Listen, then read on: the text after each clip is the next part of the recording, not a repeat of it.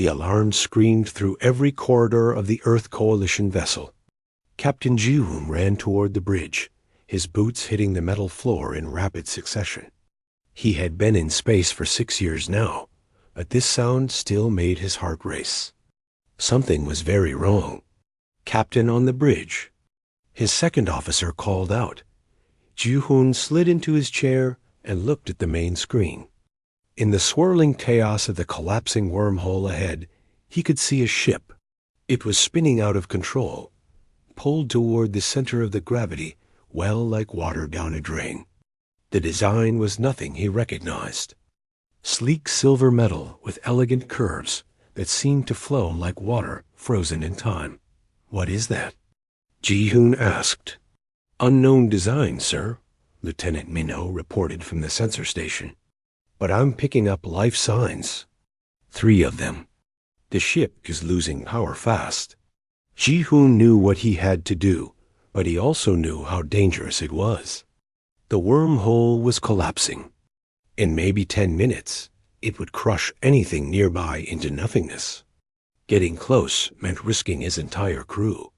But there were people on that ship, living beings who would die if he did nothing. "Bring us in," Ji-hoon ordered. "Prepare the tractor beam." "Sir, the gravitational forces," Minho started. "I know the risks, Lieutenant." "Bring us in." The next 8 minutes were the longest of Ji-hoon's life. His ship shook and groaned as they fought against forces that wanted to tear them apart. Twice the engines nearly failed. Once the tractor beam lost its grip, and they had to reacquire the target. But Ji-hoon's crew was good. The best Earth had to offer. They held steady. When they finally pulled the damaged vessel into their cargo bay and jumped away from the dying wormhole, Ji-hoon let out a breath he didn't know he'd been holding. They had done it. They had saved 3 lives today. "Medical team to cargo bay," he ordered. "Let's meet our guests." What Ji-hoon found in the cargo bay changed everything. The rescued ship's door opened with a hiss, and 3 figures emerged. They were tall, at least 7 feet, with pale blue skin that seemed to shimmer in the light. Their eyes were completely silver, with no visible pupils. They moved with an unusual grace, as if they weighed almost nothing. The one in front was female, Ji-hoon guessed. She wore robes of deep purple with gold threading that formed patterns he couldn't quite follow. Her silver hair fell past her shoulders in waves. She looked at Ji-hoon with those strange eyes, and for a moment, he felt as if she was looking through him rather than at him. "I am Princess Arium of the Valtharan Stellar Empire," she said in perfect English, though her voice had a musical quality to it. "You have saved my life. By the law of my people, I am now bound to you by the Karthan, the blood debt." Ji-hoon had no idea what that meant, but something about the way she said it made him nervous. Behind the princess, her 2 guards looked equally uncomfortable. One of them stepped forward. "You do understand what you have done?" the guard asked. His voice was cold, almost mechanical. "I saved your lives," Ji-hoon said slowly. "That's what we do. That's what any decent person would do." "Any decent person," the princess repeated. She looked at him with something that might have been pity. "You are human, yes? From Earth?" "Yes. Captain Ji-hoon of the Earth Coalition." The princess closed her eyes for a long moment. When she opened them again, Ji-hoon could have sworn he saw anger there. Or maybe despair. It was hard to tell with those silver eyes. "Then we have a problem," she said quietly. That problem became very clear 3 days later when the Valtharan Imperial fleet arrived. 15 massive warships that made Ji-hoon's vessel look like a child's toy. They surrounded his ship, and he received a message that made his blood run cold. Emperor Talvex himself wanted to speak with him. The Emperor appeared on the main screen. He looked like an older version of the princess, with the same pale blue skin and silver eyes. But where she had seemed almost sad, he looked stern and powerful. a being used to having his words obeyed without question. "Captain Ji-hoon," the Emperor said, "you have saved my daughter's life under circumstances that invoke the Karthan. This is a sacred law among my people, written when the universe was young. A life saved in mortal danger must be repaid. The only payment worthy of such a debt is the bond of marriage." Ji-hoon felt his stomach drop. "Marriage? Your Majesty, I was just doing my duty. I didn't know about any law. I was just trying to help." "That changes nothing," the Emperor replied. "The law is absolute. My daughter must marry you, or our empire loses honor before all the galaxy. We would be seen as a people who break our most sacred traditions. This cannot happen."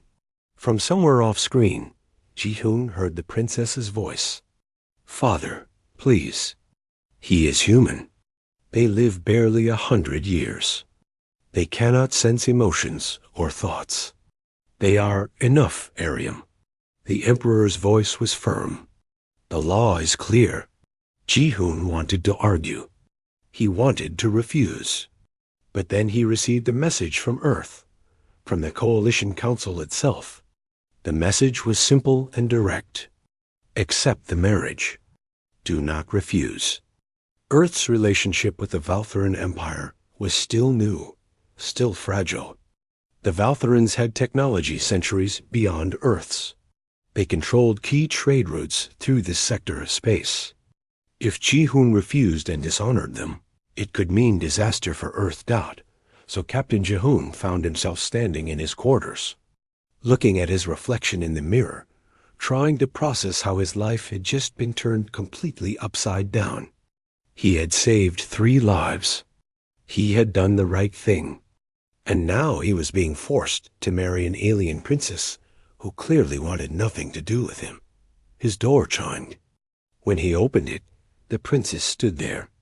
Up close, she was even more striking. But her expression was cold. "I want to make something clear," Ariam said. "This marriage is a formality, a legal requirement.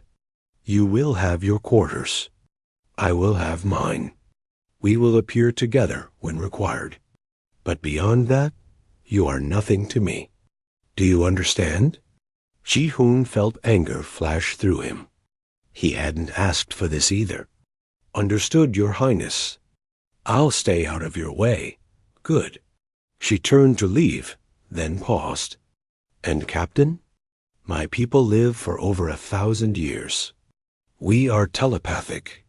We can sense the thoughts and emotions of others. You cannot. To us, you are like a being without sight or hearing, barely aware of the world around you. I hope you understand why this marriage is as much a punishment for me as it is for you." Then she was gone, leaving Ji-hoon alone with the reality of his new life.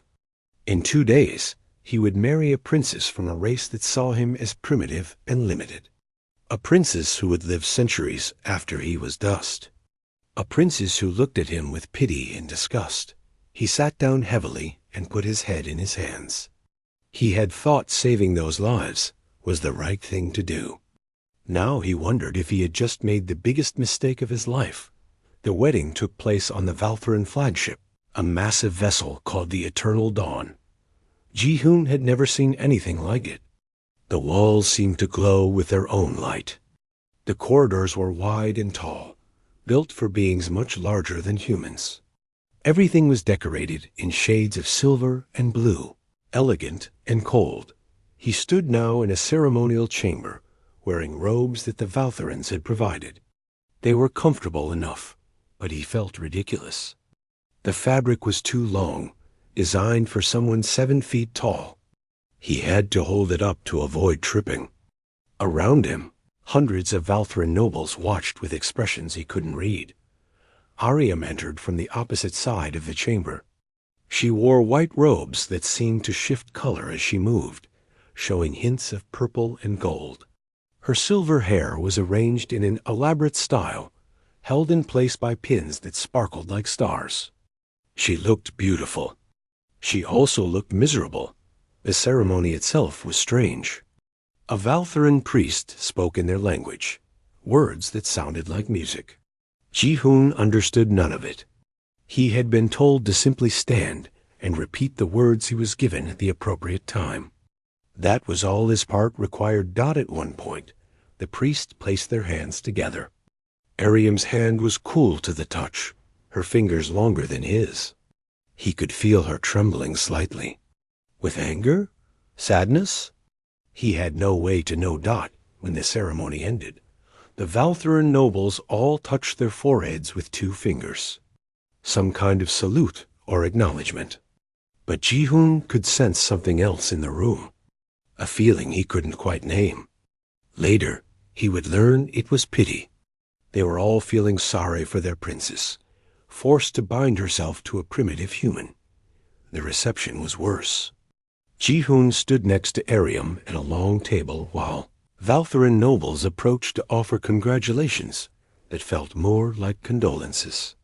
They spoke to Ariam in their language, their silver eyes flickering toward him occasionally. He caught a few words here and there, thanks to the translator device they had given him. But the device couldn't translate the emotional content beneath the words. That was only for telepaths. One older noble approached and spoke directly to Ji-hoon. How curious it must be to live without sensing the emotions around you, like being blind and deaf at once. You have our sympathy, human. The noble walked away before Ji-hoon could respond. Around him, he could hear soft laughter. Or at least, he thought it was laughter. It was hard to tell with the musical quality of their voices. Ariam remained silent throughout the entire reception. She didn't look at him, didn't speak to him. When it was finally over, she stood and walked away without a word. One of her attendants approached Ji-hoon. "Your quarters are on the other side of the palace ship," the attendant said. "You will find everything you need there. The princess requests that you not disturb her unless absolutely necessary." So began Ji-hoon's new life. His quarters were beautiful, but felt like a prison. The rooms were large, the bed was comfortable, and he had access to food and entertainment. But he was completely isolated. The Valtharan crew ignored him when he walked through the corridors. When they did notice him, they spoke to him the way one might speak to a pet. Slowly, with simple words, as if he was too stupid to understand normal conversation. He tried to learn more about the ship, about the Valtharans. But information was limited. His computer access was restricted. When he asked questions, he received vague answers or no answers at all. He was married to a princess, but he was treated like an embarrassing secret. 2 weeks passed this way. Ji-hoon fell into a routine.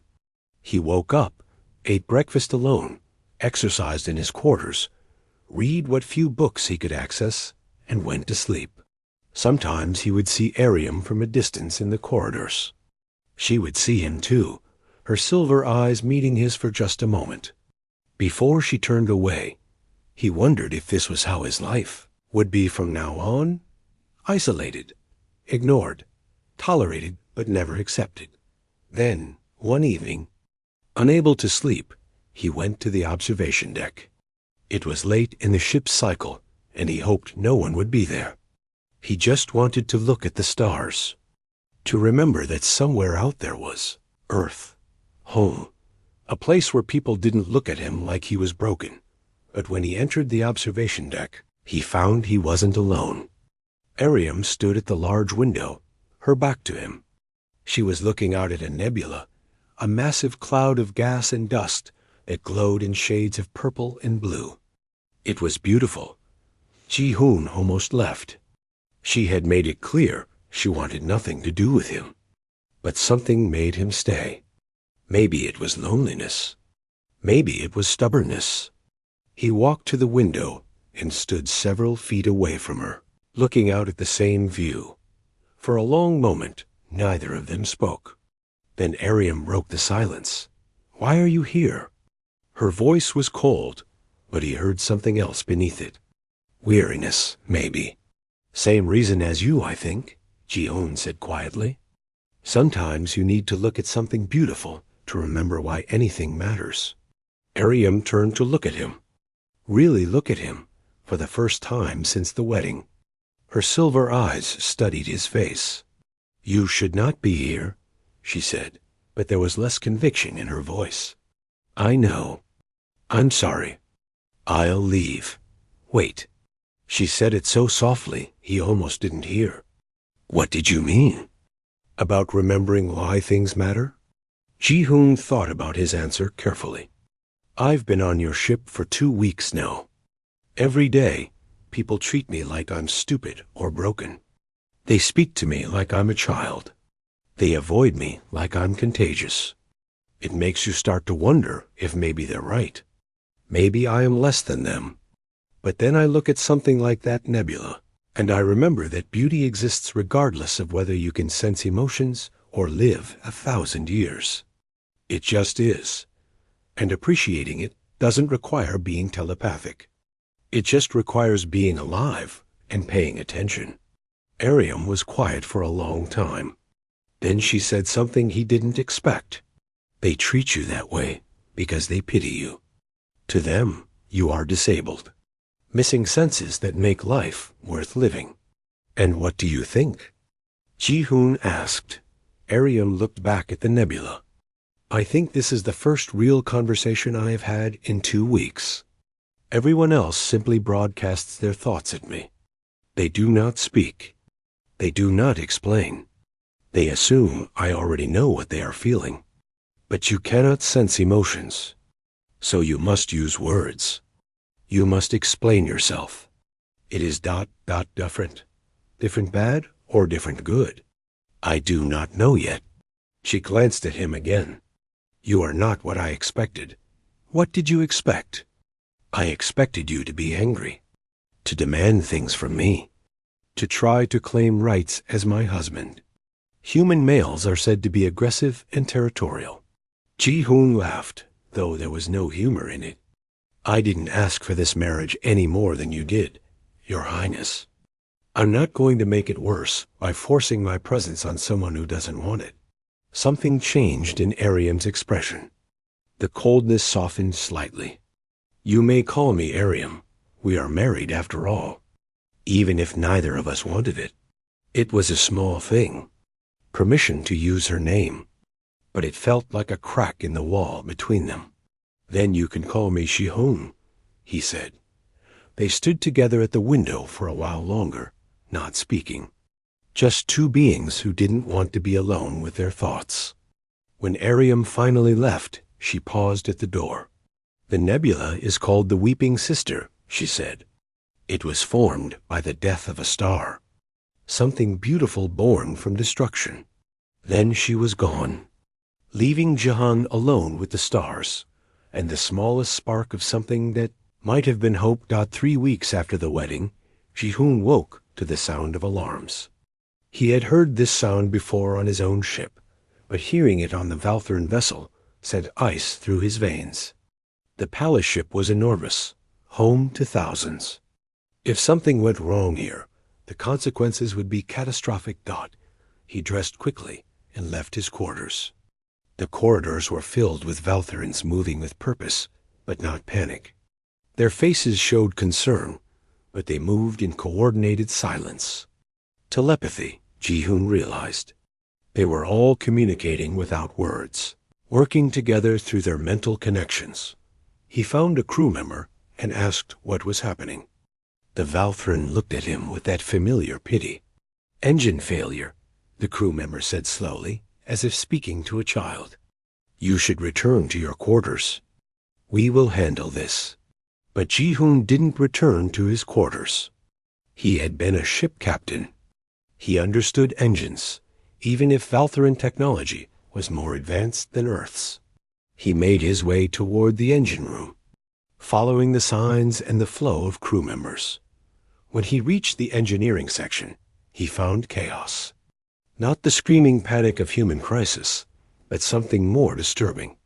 Dozens of Valtharan engineers stood around holographic displays, their silver eyes unfocused as they communicated telepathically. But nothing was happening. They were thinking, planning, discussing. But no one was acting. Ji-hun pushed his way through until he could see the main display. His training kicked in automatically as he analyzed what he saw. The quantum fold engines were in cascade failure.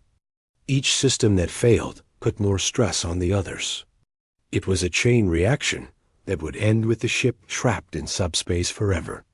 They had maybe 30 minutes. He spotted Ariam standing with a group of older Valtherans. She saw him and her eyes widened in surprise. "What are you doing here?" she demanded. "This area is restricted. What's the plan?" Ji-hun asked, ignoring her question. "How are you going to fix this?"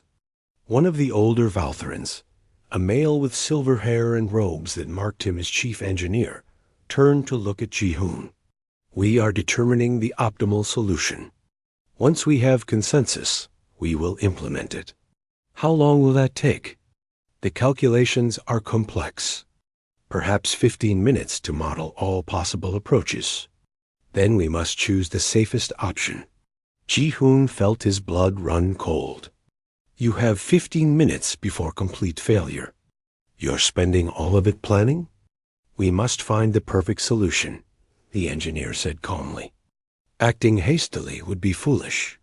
Ji-hun looked at the displays again. His mind was already working, seeing patterns, possibilities. Not perfect solutions, but good enough solutions.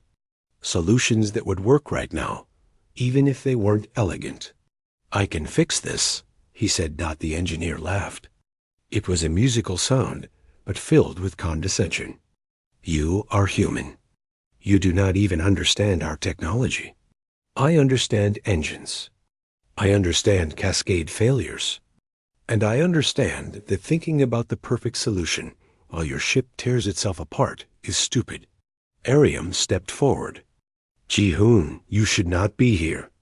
This is not your concern." "It is if I'm on this ship," Ji-hun shot back. He pointed at the display.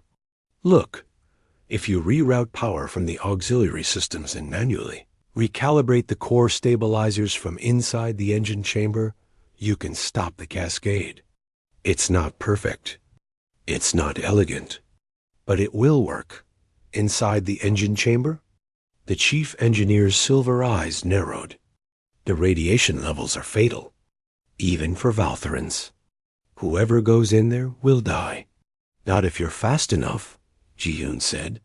He was already moving toward the equipment lockers, pulling out a radiation suit. "And humans are very good at being fast when we need to be." "Stop him," the chief engineer commanded, but Ji-hun was already suiting up. He had made his decision. Maybe he was tired of being useless. Maybe he wanted to prove he wasn't the broken creature they all thought he was. Or maybe he was just doing what humans do best. Acting when action is needed, regardless of the cost. Ariam grabbed his arm. "You will die.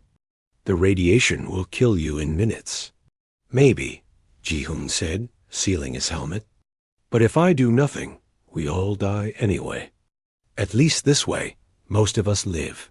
He could see something change in her expression. Confusion. Something else he couldn't name. "Why would you do this?" She asked quietly. "You owe us nothing. We have treated you terribly." "Because there are thousands of people on this ship," Ji-hun said simply. "And I'm a ship captain. Protecting the crew is what I do." He entered the engine chamber before anyone could stop him. The moment the door led behind him, his suit alarm started screaming. Radiation levels were through the roof. He had minutes at most before the exposure became lethal, even through the suit. Ji-hun pushed the fear down and focused. His hands moved over the controls, making adjustments by instinct and training. Reroute power here. Recalibrate stabilizers there. Shut down this system. Boost that one. Nothing he did was textbook. Everything was improvisation. But it was working. He could see the cascade slowing, the system stabilizing. Outside the chamber, the Valtheran engineers watched in stunned silence. They saw him working faster than they thought possible, making intuitive leaps their methodical minds would never attempt. He wasn't thinking through every action. He was feeling his way through the problem, trusting his instincts. How is he doing this? One engineer whispered. He is not calculating, another replied. He is simply acting, like he already knows what to do without thinking about it. Ariam watched through the observation window, her hands pressed against the glass. She reached out with her telepathic sense, something she rarely did with Ji-hoon, because touching his mind was strange and uncomfortable. But now she needed to understand. What she felt shocked her to her core. Valtheran minds were vast and cool. Thoughts flowed like slow rivers, deep and measured. Emotions were gentle waves that rose and fell over centuries. But Ji-hoon's mind was completely different. It burned. Every thought was intense, urgent, alive with desperate energy. Fear and determination were mixed together so tightly she couldn't separate them. He was terrified, but acting anyway. He knew he might die, but didn't hesitate. And underneath everything was something else. A sense that every moment mattered. That life was precious because it was brief. That hesitation was death, and action was life. His entire consciousness was compressed, concentrated, like a star burning 1,000 times brighter, because it would burn for 1,000 times less time. How do you live like this? She whispered, though he couldn't hear her. Everything so intense, so immediate, so desperate. In the chamber, Ji-hoon finished the final recalibration. The system stabilized. The cascade was stopped. He had done it. Then his legs gave out. The radiation had done too much damage too quickly. He collapsed against the wall, his suit alarms screaming warnings. His vision was starting to blur. The door opened and crew members rushed in, pulling him out. They were shouting words he couldn't quite hear anymore. His body felt wrong. Too hot, too cold, both at once. Then Ariam was there, her cool hands on his face. She removed his helmet carefully. "Stay with me," she said firmly. "Do not die, Ji-hoon. That is an order." She touched his mind again, using her telepathy to keep him conscious. She anchored him to her own thoughts, while the medical team rushed him to the sick bay. In those moments of connection, she felt everything. His fear of dying, his satisfaction at saving the ship, his loneliness, his frustration at being treated as less than, his determination to prove his worth. All of it burning so bright, it hurt to witness. She also felt something else. Something that made her silver eyes widen in shock. Beneath everything, like a quiet current under a raging river, she felt genuine care. Not for glory or recognition, but simple care for the lives on this ship, including hers. This human, who had been forced into marriage with her, who had been treated with disdain and pity, who owed them nothing. He had been willing to die for people who saw him as primitive and broken. In the medical bay, the doctors worked to save him. The radiation damage was severe, but not quite fatal. He would survive, probably, but it would be close. Ariam sat beside his bed, holding his hand. For the first time since they met, she truly looked at him. Not as an obligation or an embarrassment, but as a person who had just done something incredibly brave. Ji-hoon woke 3 days later in the medical bay. His body ached in ways he didn't know were possible. Every cell felt burned and raw. But he was alive. That was something. The first thing he saw was Ariam.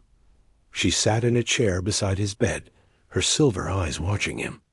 She looked tired, which seemed strange for someone who supposedly lived 1,000 years. Shouldn't she have energy to spare? "You are awake," she said. Not a question. A statement of fact. Apparently, Ji-hoon's voice came out rough and dry. "How long?" 3 days. The doctors were not certain you would survive. Humans are more fragile than we realized. but also more resilient. You should have died from that radiation exposure. Stubborn, I guess. He tried to sit up and immediately regretted it. Pain shot through his chest. Ariam stood and gently pushed him back down. Do not move yet. You need more time to heal. She paused, and when she spoke again, her voice was different, softer.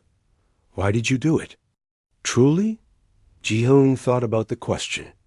Because it needed to be done. And I could do it. But you knew you would likely die. Yeah, I knew. And that did not stop you. She shook her head slowly. I do not understand. My people would have calculated the risks, would have found a solution that did not require sacrifice.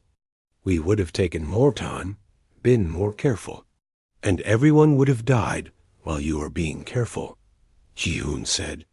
He wasn't trying to be cruel, just honest.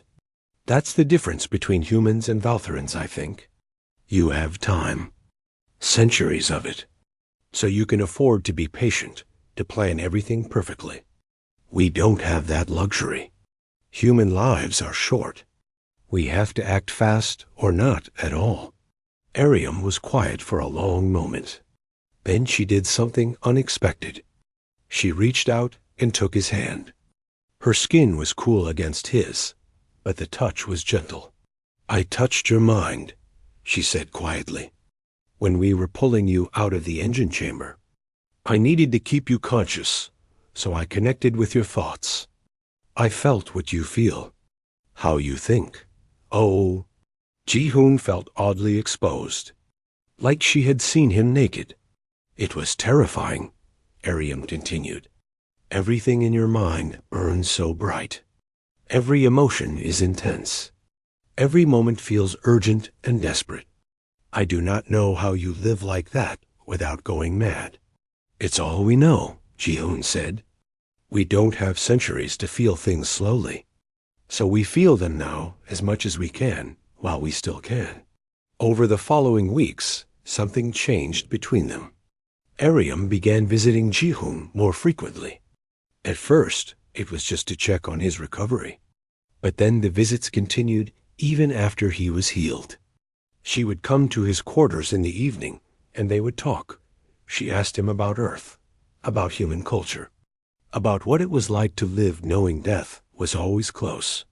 Ji-hoon told her about seasons changing, about how humans treasured spring because winter would return, about how they celebrated birthdays because each year was precious, about how they fell in love quickly and deeply because they might not have tomorrow. We had a poet on Earth, Ji-hoon said one evening. They were in the observation deck again, watching stars drift by. He wrote that humans should gather rosebuds while they may because time is always flying. It means we should take joy where we find it, love when we can, act when we must, because we don't know how much time we have. Ariam listened carefully. She was learning to appreciate how humans used words.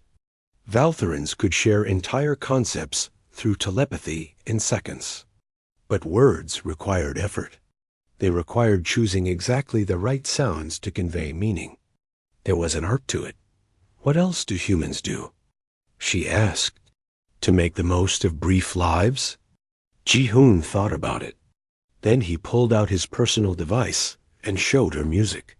Human music. Songs that made her silver eyes widen in surprise.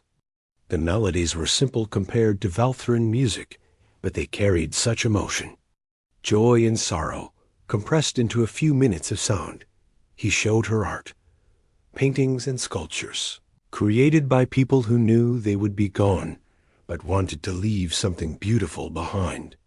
Each piece was desperate and lovely at once. He told her about human friendships.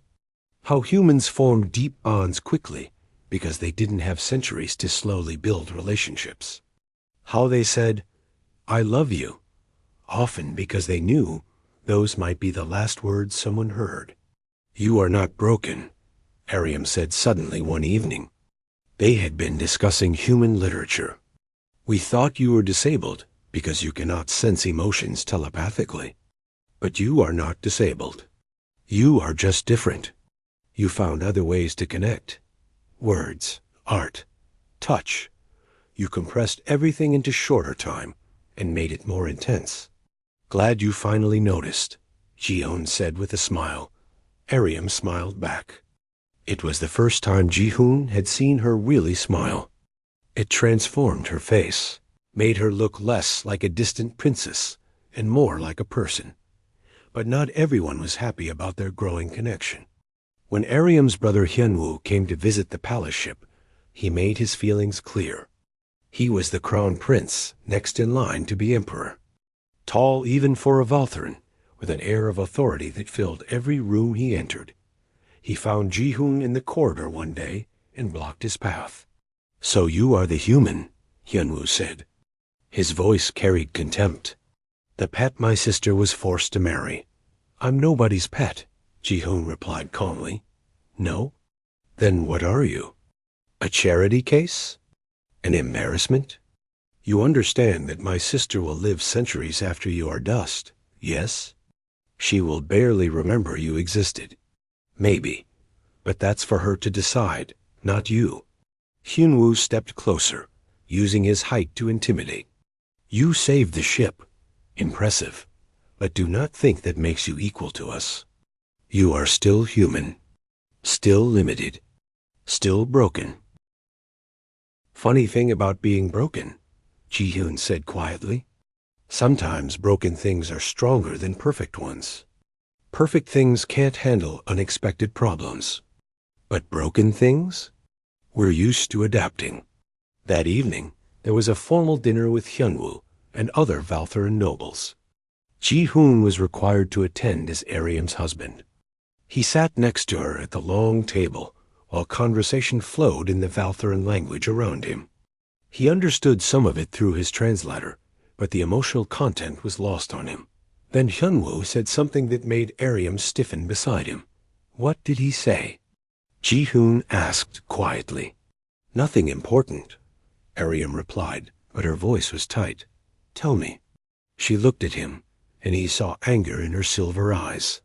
"He said I should not waste my time with my pet human. That I should accept this marriage for the political requirement it is, and move on with my real life." The table went quiet.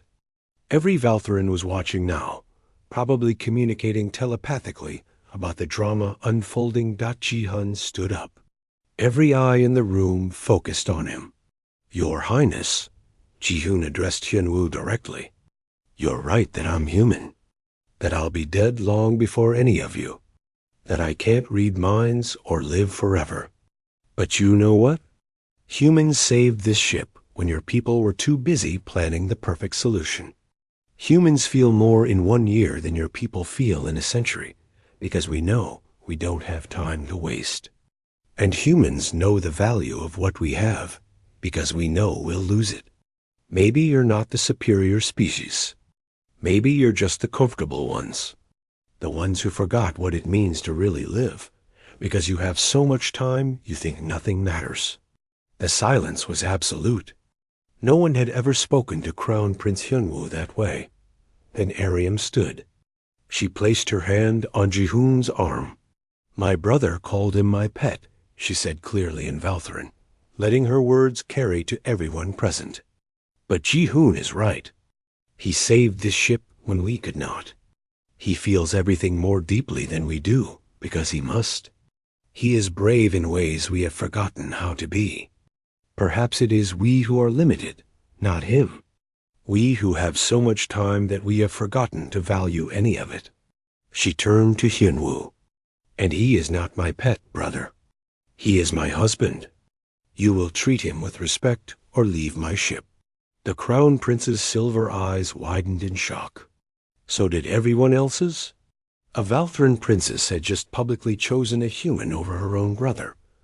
Hyunwoo left that night without another word, and the entire ship knew that something had changed between Princess Airiam and Captain Ji-hoon, something that no one had expected. The months following the dinner changed everything. Airiam no longer avoided Ji-hoon. Instead, she sought him out. They spent evenings together in the observation deck, talking about everything and nothing. She learned about Earth and humanity. He learned about the Valthran Empire and its ancient history.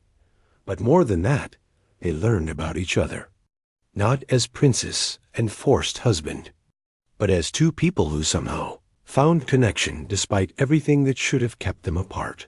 Ji-hoon discovered that Ariam loved ancient poetry, that she played a Valthran instrument similar to a harp, that she sometimes felt lonely despite being surrounded by thousands of her own people. That telepathy, for all its advantages, meant she could never truly be alone with her thoughts. Everyone could sense what she felt unless she worked hard to shield herself. Ariam discovered that Ji-hoon had a dry sense of humor, that he missed Earth's rain and seasons, that he had wanted to be a ship captain since he was a child, that he sometimes felt like he was drowning in the expectations placed on him. They found they had more in common than either expected. Both had duties they never asked for. Both felt isolated in their own ways. Both understood what it meant to keep going, even when you wanted to give up. One evening, Ariam brought her harp to the observation deck. The instrument was made of some crystal-like material that caught the starlight. "Will you play for me?" Ji-hoon asked. "I have not played for anyone in years," Ariam said. "Valtherans can hear not just the music, but the emotions behind it. It feels too exposed." "I can't sense emotions," Ji-hoon reminded her. "I'll just hear the music." She smiled at that. Then she played. The sound was beautiful, like water flowing over stones, mixed with wind through trees. Ji-hoon couldn't sense the emotions she poured into it through telepathy, but he didn't need to. The music itself carried everything he needed to understand. Loneliness, hope, something that might have been affection. When she finished, she looked at him with those silver eyes. "You make everything simpler," she said quietly. "With my people, I must guard every thought and feeling. They sense everything. But with you, I can just be. You only know what I choose to tell you with words." "Is that a good thing?" Ji-hoon asked. "Yes," she said. "It is a very good thing." The moment hung between them. Then Ji-hoon reached out and took her hand. She didn't pull away. Instead, she moved closer, and for the first time, they kissed. It was gentle and tentative, a beginning rather than an ending. When they pulled apart, Ariam touched her forehead to his. "I did not think this would happen," she whispered. "I did not think I could feel this way about a human." "Feel what way?" "Like I want every moment with you, even knowing I will have so few of them." That was when Ji-hoon understood. She wasn't just accepting their marriage anymore. She was choosing it. Choosing him. Knowing exactly what it would cost her. The palace ship returned to the Valthran homeworld 2 weeks later. The planet was beautiful, covered in silver forests and blue oceans. Cities of elegant spires rose into the sky. It was a world that had known peace for millennia. Emperor Talvex summoned both Ji-hoon and Ariam to the palace. The building was massive, grown from living crystal that hummed with stored energy. They walked through corridors lined with guards and nobles, all watching them with curious silver eyes. The emperor sat on a throne that seemed to float slightly above the floor. Beside him stood Hyun-woo and other members of the royal family. The entire court was gathered to witness this meeting. "My daughter," the emperor said, "you have requested this audience. Speak." Ariam stepped forward.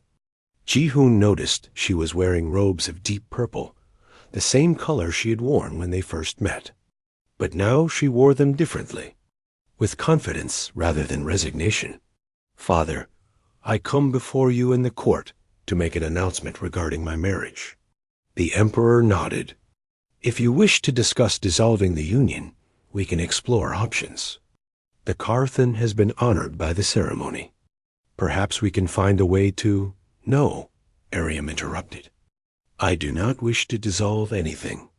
I wish to make the marriage real. The court erupted in whispers. Even the emperor looked shocked. Hianwu stepped forward. "Sister, you cannot mean this. He is human. He will die in what is barely a moment to us. You would truly bind yourself emotionally to something so temporary?" "Yes," Ariam said firmly. "I would. I am." The emperor raised his hand for silence. "Ariam, do you understand what you are saying? You will love this human. Bond with him. Build a life together. And then you will watch him age and die while you remain young. You will live for centuries after he is gone, carrying that pain. This is what you choose willingly?" Ariam looked back at Ji-hoon. He saw something in her expression that made his heart ache. Love, real, genuine love. Despite everything, she turned back to her father. "Yes, father. I choose this. And Ji-hoon taught me why." "Please explain," the emperor said carefully. "Humans embrace pain," Ariam said. "They love knowing they will lose what they love. They try knowing they might fail. They live knowing they will die. For the longest time, I thought this made them broken. Tragic, but I was wrong. This is not weakness. This is the greatest courage I have ever witnessed." She walked slowly across the room, her robes trailing behind her. "Our people live for centuries. We have so much time that we have forgotten to value any of it. We plan everything perfectly because we can afford to wait. We guard our emotions because we think we must protect ourselves for the long future ahead. But humans? They burn bright and brief. They feel everything deeply because they must. They act immediately because hesitation means lost opportunity. They love fiercely because tomorrow is not guaranteed." Ariam turned to face the entire court. "Ji-hoon will die. Perhaps in 60 years, perhaps in 80. To us, barely a moment. But in that moment, I will live more fully than I have in 200 years of existence. I will feel more, experience more, treasure more. Because he has taught me what our long lives have made us forget, that every moment matters, that love is worth the pain of loss, that it is better to burn brightly for a short time than to glow dimly forever." The emperor was quiet for a long time. Then he spoke. "And you, human, Ji-hoon, do you accept this? Knowing that she will survive you? That she will carry the memory of you for centuries after you are gone?" Ji-hoon stepped forward. "Your Majesty, on earth we have a saying. It is better to have loved and lost than never to have loved at all. Your people live forever, but rarely feel anything deeply enough to hurt. My people burn bright and brief, but we really live. I will teach Ariam to burn, for whatever time we have." The emperor studied them both. Then slowly he smiled. It was a small smile, but genuine. "Very well," he said. "I grant my blessing to this union. May you both find happiness, however brief it may be." Hyunwoo made a sound of disgust and left the chamber. Sever. All nobles followed him, but others remained, looking at Ji-hoon and Ariam with something new in their silver eyes. Not pity, something closer to respect. Or perhaps curiosity. That night, there was a second wedding ceremony. A real one, not bound by duty, but by choice. Ariam wore white again, but this time she smiled. Ji-hoon wore robes that actually fit him, and when they spoke their vows, the words meant something. "I choose you," Ariam said, "for all the years we have, however many or few they may be." "I choose you," Ji-hoon replied. "I'll teach you to burn bright, to feel everything, to live like every day matters." When they kissed, the assembled Valtherans touched their foreheads with 2 fingers. But this time it wasn't pity. It was acknowledgement. Even approval from some dot after the ceremony. Ji-hoon and Ariam stood on a balcony overlooking the silver forest below. 2 moons hung in the sky, casting everything in blue light. Do you think they understand? Ariam asked. What we have? Some of them, maybe, Ji-hoon said. The ones willing to see that different doesn't mean broken. What happens now? Now we live, Ji-hoon said simply. We take each day and make it matter. We don't waste time. We don't wait for the perfect moment. We just live together for as long as we can. Ariam leaned against him. I am afraid of losing you, of the pain that will come. Good, Ji-hoon said. Fear means you care. Pain means you loved. That's what being human is about. Feeling everything, even when it hurts. Then teach me, Ariam whispered. Teach me to be a little bit human, to burn bright. I will, Ji-hoon promised. Every single day. The next morning, they left the Valthuran homeworld together. Not on the palace ship, but on Ji-hoon's old vessel, the Horizon's Dream. It was small and simple compared to Valthuran ships, but it was theirs. They would command it together, traveling the galaxy as ambassadors of a new kind of alliance, not an alliance built not just on political necessity, but on genuine understanding between 2 species who could not be more different, who found in each other exactly what they needed, the human who taught an ancient race to value each moment, and the princes who learned that sometimes the briefest flames burned the brightest dot as they jumped to faster-than-light travel. Leaving the Valthuran homeworld behind, Ariam reached for Ji-hoon's hand. He took it, and they stood together on the bridge, watching the stars stretch into lines of light. Do you think we will change anything? Ariam asked. Will our people truly learn from each other? Maybe, Ji-hoon said. Or maybe we just change ourselves. Sometimes that's enough. It is enough, Ariam agreed. More than enough. And as the Horizon's Dream carried them toward whatever future awaited, 2 beings from different worlds began building a life together. One that would be too short by Valthuran standards. But by human standards? By the standards of people who understood that life was measured not in years, but in moments that mattered?